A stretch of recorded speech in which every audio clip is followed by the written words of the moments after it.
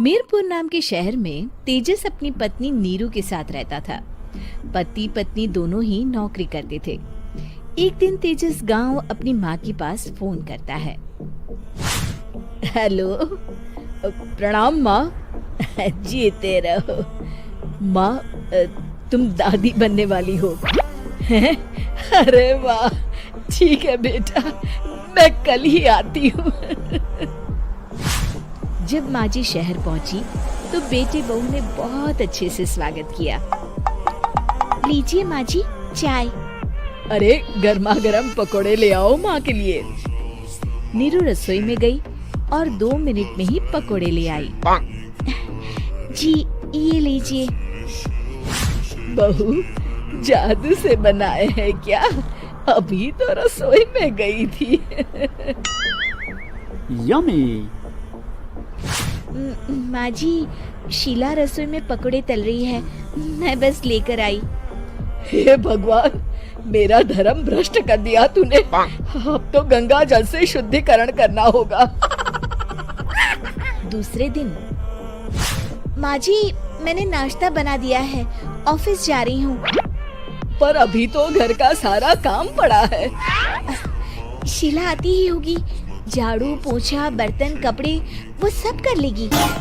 हमारे जमाने में घर का सारा काम हम ही करते थे। जी माँ जी, आप बहुत होशियार हैं, मैं घर ऑफिस दोनों नहीं संभाल पाती।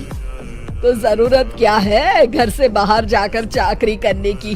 वैसे भी घर का काम खुद करने से घर में बरकत आती है, समझी? पर माँ जी। पर वर कुछ नहीं, इस महीने की पगार मिले फिर ऑफिस बंद। हाँ। रात को नीरू तेजस से कहती है, सुनिए जी, माँ जी बोल रही थी कि मैं नौकरी छोड़ दूं। वैसे ठीक ही तो है, अभी तुम्हें आराम की जरूरत है।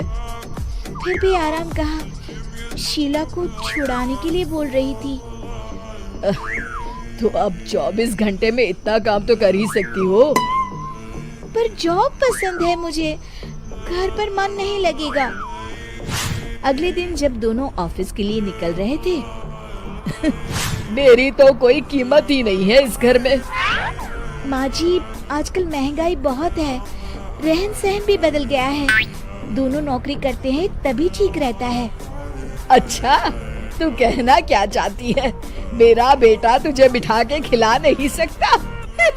तू ही इस घर का खर्च चला रही है, हैं? नहीं माँ जी, मेरा वो मतलब नहीं था।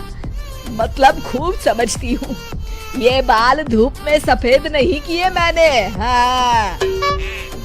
अब तो ये रोज का काम हो गया था। तेजस भी रोज की झिकझिक से परेशान हो गया था। एक दिन उसने कहा, नीरू, वैसे भी तुम्हें मैटरनिटी लीव मिलने वाली है, तो अभी से ही छुट्टी ले लो। पर क्या, मेरी सैलरी अच्छी खासी है। आखिर नीरू ने रिजाइन कर दिया। जब बच्चा हुआ तो घर में सब बहुत खुश हुए। कुछ दिनों बाद तेजस फाइल देख रहा था। क्या हुआ तेजस, कुछ परेशान लग रहे हो? अब हाँ, वो हमारी जितनी सेविंग्स थी वो तो हॉस्पिटल में और छठी के फंक्शन में खत्म हो गई है नीरू। और अभी वैसे मंदी चल रही है तो मैं बोल रही थी कल मुन्ना को हेपेटाइटिस का टीका लगवाना है।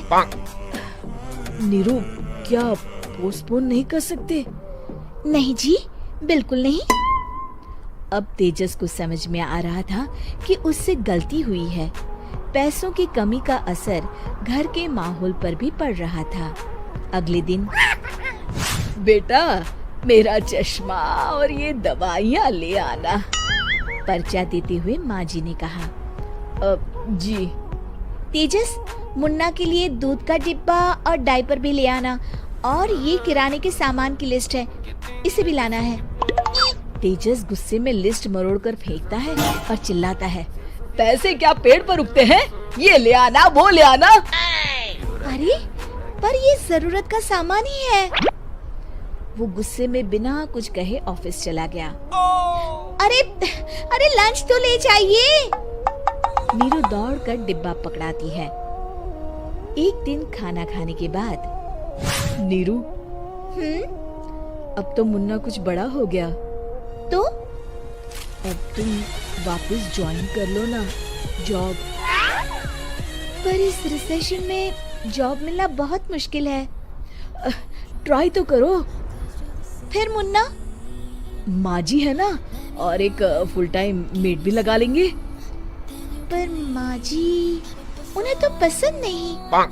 तभी माँ जी वहाँ आ जाती है और प्यार से नीरू के सर पर हाथ फेरते हुए बोलती है, अब मेरी समझ में आ गया बहू, पहले के और अब के समय में अंतर है।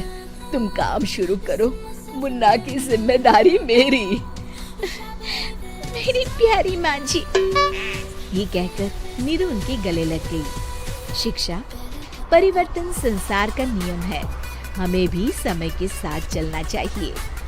उम्मीद है कि आपको हमारी ये कहानी पसंद आई होगी। कृपया हमारे चैनल को सब्सक्राइब करें और सभी अपडेट्स के लिए बेल आइकन जरूर क्लिक करें। और हाँ, वीडियो लाइक और शेयर करना मत भूलिएगा। Bye bye.